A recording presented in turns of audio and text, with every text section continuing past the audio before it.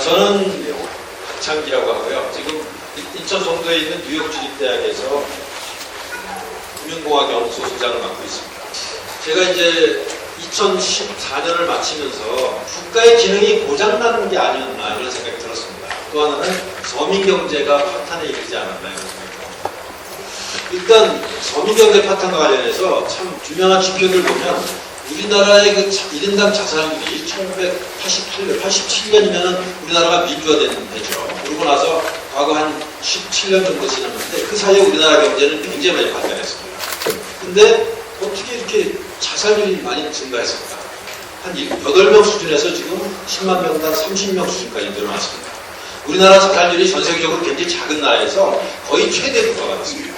진짜 살기 어려운 나라가 됐다는 거죠. 또 하나는 출산율입니다. 약 한 1.8명, 2명 가까이 한 사람이 애를 낳기 시작해서 지금 1.1명까지 떨어졌습니다.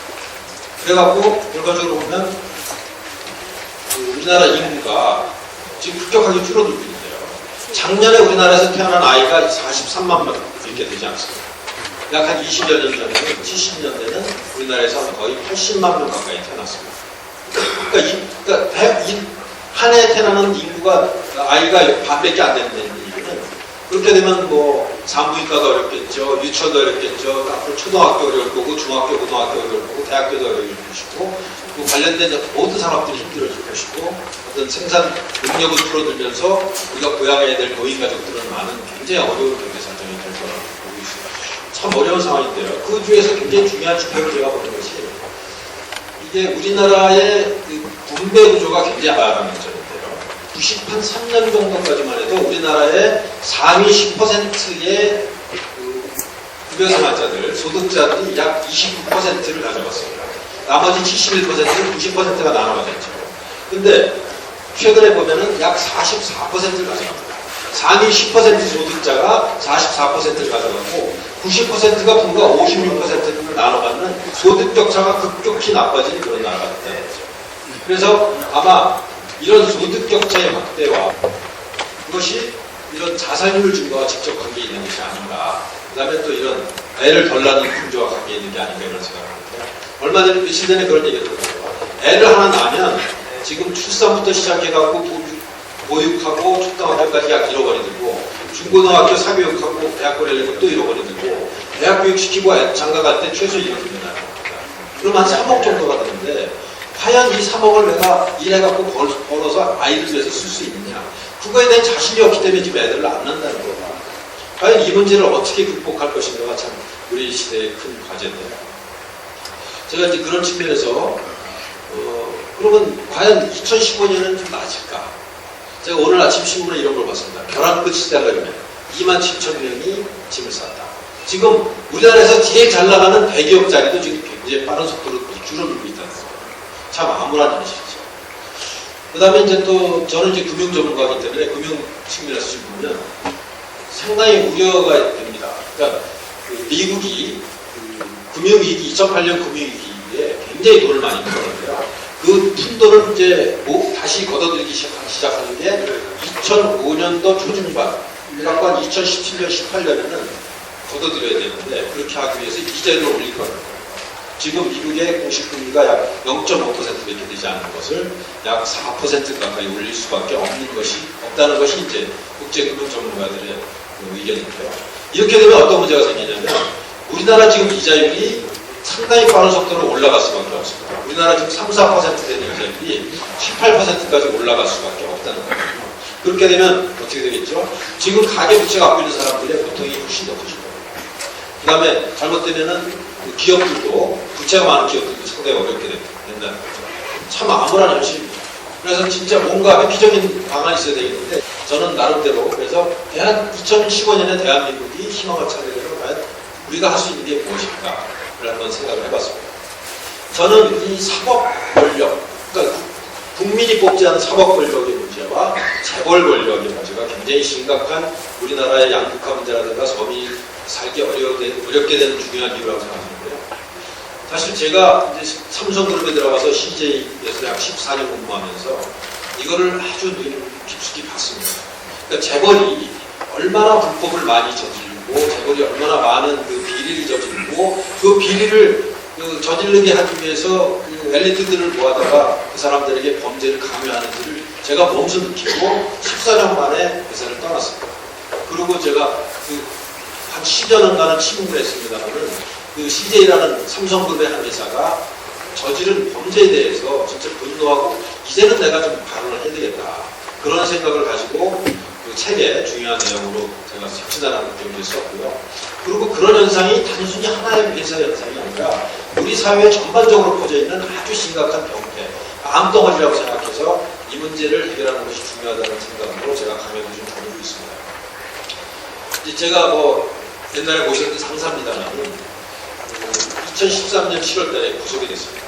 CJ 이재현 회장이죠. 이분은 이병철 회장의 장남의 장남인 장수입니다. 그리고 진짜 영화계와 음악계, 그다음에 식품업계를 굉장한 영향력을 갖는 존경을 받아야 되는 사람인데 대단히 많은 범죄 행위로 구속되게 되죠. 배임 횡령, 조세 포탈, 비자금, 해외 비자금 엄청난 규모입니다. 해외 계좌로 주가 조작, 외화도피, 살인죄 사건이었어요. 아니 이렇게 훌륭한 집안에서 태어나서 존경받는 사람이 사회적인 영향이 굉장히 많은 사람이 왜 이런 범죄를 저지르게 됐을까? 참 의문스러운 거였어요. 그래서 제가 이 문제를 좀 파헤쳐봤는데요. 이 사람이 탈세했다고 혐의를 받은 게 약 3,500억 원입니다. 3,500억 원을 탈세했다는 얘기는 1조 원이라고 하는 어마어마한 돈을 숨겼다는 거죠. 그리고 이걸 숨기기 위해서 뇌물 주고 그래갖고 국세청장과 차장까지 구속되는 그런 사건까지 출연합니다. 근데 왜 이런 일이 일어났을까? 범죄가 한두 개도 아니라 굉장히 많은 범죄를 일으키는 거는 저는 사법당국이 그동안 수많은 범죄를 은폐하고 가져왔기 때문이라고 생각하고 그 대표적인 사례로 제가 설탕 담합 사건을 말씀드리겠는데 사실은 제가 이 설탕 담합과 관련된 일을 회사에 있으면서 오랫동안 해서 너무나 잘 아는 사건인데요. 2007년도에 CJ가 자진신고로 해서 적발이 됐습니다. 약 15년간 15조 매출액에 3조 원을 담합을 해갖고 부당한 이득을 취했고 전 국민들을 부당하게 일종의 피해를 보게 했다. 이런 혐의로 이제 적발이 됐는데요. 이 사건에 대해서 굉장히 대단한 변호사들을 동원해서 보호를 하시, 그러니까 변호를 하게 됩니다. 예를 들면 여기에 나와 있는 천성관, 차동민, 박영석, 박혁준, 남기춘, 지익사 이런 사람들은 거의 검찰총장 후보까지 올라갔던 대단히 실력 있는 그런 검사들입니다. 이 사람들이 김현장과 그다음에 이 강장이라고 하는 아주 대단한 힘 있는 법무법인에 들어가서 변호를 하면서 이런 식으로 판결하니까 끊임없이 새로운 범죄를 계속 저질러도 누구도 막지 못하는 그런 상황이 되는 거죠. 정의가 땅에 떨어진 거죠. 우리나라 사법이, 우리나라 검찰이 진짜 국민들을 보호하고 정의를 세우는 일에 구조적으로 실패한 측면입니다. 그러다 보니까 그런 끊임없이 범죄를 일으키게 돼서 이제 중범죄가 되는 거죠. 근데 설탕뿐만 아니라 CJ 제일지당이 저지른 담합 사건만 보면 다 적발돼갖고 처벌받은 것들입니다. 밀가루, 고추장, 빨래비누, 만두, 간이것이 대부분 여기 계신 분들 다 쓴 겁니다. 여러분들이 다 피해자라는 거죠. 끊임없이 이런 범법 행위를 했고 그리고도 고쳐지지 않아서 라이신, 핵산점유, MSG 이 세 건은 외국에서 처벌됩니다. 그 다음에 온라인 음악, 케이블 방송 이쪽까지도 이런 범죄가 계속된 거죠. 그러니까 아무리 중대한 범죄를 저질러도 처벌받지 않으니까 속된 말로 간이 배밖에 나온 겁니다. 그래갖고 끊임없이 범죄를 저지르다가 결국은 근데 이런 범법 행위에 굉장히 많은 비호자들이 있습니다. 이걸 누군가가 보호하지 않으면 할 수가 없겠죠. 담합이라는 건 누가 협조하지 않으면 할 수 없는 거예요. 실제로 제가 회사에서 활동한 내용을 보면 산업자원부, 재경부, 기획원, 농림부, 식약처, 관광부 공무원들 다 협조잖아요. 그리고 끊임없이 뇌물 자원이 전달되죠. 관세청, 공정거래, 국세청, 검찰, 경찰. 여러분들 신문에서 여러 번 봤겠지만 이것이 우리나라에 일상화되고 있다는 거죠. 언론도 마찬가지고 정치인도 마찬가지고. 이 사람들한테 향응, 그 다음에 이권 청탁, 인사 청탁 이런 것이 끊임없이 강남의 동사람에서 이루어지고 있습니다. 이게 우리나라의 현실입니다. 근데 결과는 어떻게 됐냐? 결국 너무나 많은 범죄를 저지르다 보니까 구속되고 아픈 깊은 머물이 있고 이런 형태로 지금 재판을 받고 있습니다. 사실 결과적으로 뭐 이런 처벌을 받았습니다만 이때 같이 처벌받은 신동기라고 하는 공법인장, 배영찬 동경법인장 저하고 너무 가깝고 친했던 친구들이고 동료였어요. 이 친구들 진짜 명문대학을 나와갖고 뼈 빠지게 기업을 위해서 몇십 년간 일했는데 어떤 범죄 혐의를 결국은 공조해갖고 이런 비참하게 이제 오점을 남기게 됐는데요. 참 이런 구조가 우리나라에 너무나 많이 퍼져 있습니다. 아시다시피 최태원 회장도 형제가 얼마 전에 구속돼가지고 지금 감옥에 있죠. 김선희 회장도 비슷한 일이. 유병헌 씨도 마찬가지입니다. 유병헌 씨도 아주 비슷한 구조로 공무원들과 어떤 관피아들한테 뇌물을 주는 구조에서 여러 번 범죄 행위를 저질렀음에도 불구하고 검찰과 사법당국이 이걸 해결하지 못하니까 점점 더 많은 범죄에 빠져드는 그런 현상이 됐다고 생각합니다. 우리나라의 그 국가 구조가 사법 구조가 참 한심한 모양이 됐다는 것이 저는 올해 2014년도에 아주 적나라하게 드러났고 우리가 2015년에는 이제 해결을 해야 된다고 생각하는데요. 한국의 부패가 진짜 심각한데 이 부패는 대부분이 기업 총수를 사법당국에서 계속 풀어줬기 때문에 이렇게 얘기합니다. 그리고 거기서 파생된 수많은 뇌물 사건들 때문에 그래갖고 김영란법, 반부패법, 반피아 방지법이라는 것이 이제 본격적으로 벌어지기 시작하고 청와대에서도 이걸 추진을 열심히 하고 있습니다만 국회의원들 그다음에 관료들한테 저항이 굉장히 심합니다. 그러니까 김영란법을 아주 간단하게 설명드리면 됩니다. 옛날에는 뇌물을 받거나 장을 받거나 술집에 가서 뭐 거창하게 얻어먹어도 공무원이 대가성이 있다는 것을 법원이 검찰이 입증하지 않으면 처벌받지 않았습니다. 근데 김영란법이 통과되면 100만 원 이상 그 장을 받거나 돈을 받으면 무조건 처벌되는 게 바로 김영란법입니다. 미국이나 유럽 같은 선진국에 비하면 약한 법이죠. 근데 이거를 무력화시키려고 정치권과 이 공무원과 사법당국이 엄청난 노력을 하고 있는 거죠. 심지어는 청와대에서는 열심히 추진하고 있는데 지금 변호사들과 국회의원들이 격렬하게 반대하고 있습니다. 여기에 변호사분들도 계십니다만 그래서 이제 얼마 전에 퇴직자 낙하산 방지법 이게 이제 관피아 관련인데요. 이거를 지난주인가 신문기사인데 이상민 법사위원장이 이걸 통과시키려고 해도 이 국회의원들이 너무나 반대가 심하다. 그러면서 뭐라고 그러냐면 현재 국회 사법법사위원회는 16명 중 11명이 변호사 출신인데 이 사람들이 반대해서 도대체 못하겠다.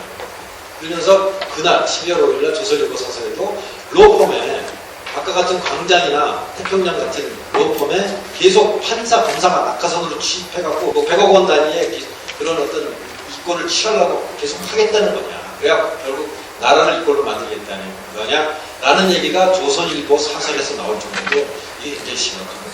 여러분들 뭐 우리나라의 가장 큰 기업이죠. 보면은 지금 이제 이재용이 3세죠.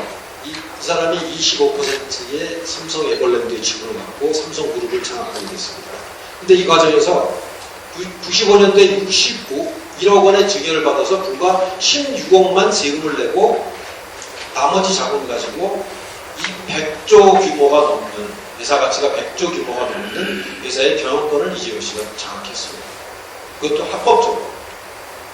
이게 합법화된 게 어떤 경로를 가졌을까를 여러분들 보실 필요가 있는데 이 삼성 에버랜드의 그 불법적인 주식 발행에 대해서 굉장히 말이 많았고요. 그거 관련해서 이건희 회장이 검찰에 소환되고 그 경영진에서 은퇴하고 이런 일들이 있었습니다. 그 후에 여러 가지 경로를 통해 갖고 결국은 삼성의 탈법적인 상속을 물론 뭐 여당이나 재벌계에서 넘어왔겠지만 노무현 정부 당시 사법부에서 이거를 합법화시켜줍니다. 아, 그건 합법적이다. 그러고 나서 어떤 일이 생겼냐? 삼성뿐만 아니라 현대, SK 수많은 재벌들이 다 비슷한 작업을 합니다. 비슷한 방법으로 탈법적으로 그 시비를 발행해서 부당한 상속을 하게 된 거죠. 그래갖고 결과적으로 보면 삼성 SDS도 최근에 100억을 투자해서 2조를 벌은 거죠. 이게 참 부당한 일이죠. 이런 일이 자꾸 일어나니까 어떤 일이 생기냐? 탈법적인 이권 추구가 계속 성공하고 그 뇌물과 향응이 성공하다 보니까 우리 사회가 기회주의, 불신통제, 황금만능주의가 팽배하게 되고 서민들을 점점 못살게 되는 그런 나라가 됐다는 것이 저는 그 중요한 얘기라고 생각합니다. 그래서 제가 주장하는 것 중에 하나가 김영란법 말고 그 외에 리코법이라는 걸 꼭 지정해야 된다. 제가 이런 주장을 하고 있습니다. 리커법이라는 걸 보면 1970년대에 마피아가 워낙 미국에서 특세를 하니까 보통 범죄는 뭐 적정하게 처벌하지만 조직 범죄, 윗사람들이 모여 사람들이 뇌물과 횡령이나 어떤 협박 같은 것에 의해서 조직 범죄하는 것은 굉장히 강력하게 응징을 해야 되고 20년 그 형으로 가중처벌해야 되고 이거에 대한 사법 피해, 민간 피해는 약 3배의 가중처벌을 해야 된다. 이런 리커법을 제정했습니다. 미국에서. 그러고 나서 미국의 마피아가 거의 근절되고 조직 범죄가 거의 없어졌습니다. 그래서 우리나라도 이런 좋은 법의 사례가 있는데 이거를 왜 안 따르는지 참 답답하고요. 우리가 2015년에 해야 될 일 중에 하나가 바로 이런 리커법 같은 것을 제정하는 일을 함께 했으면 좋겠습니다.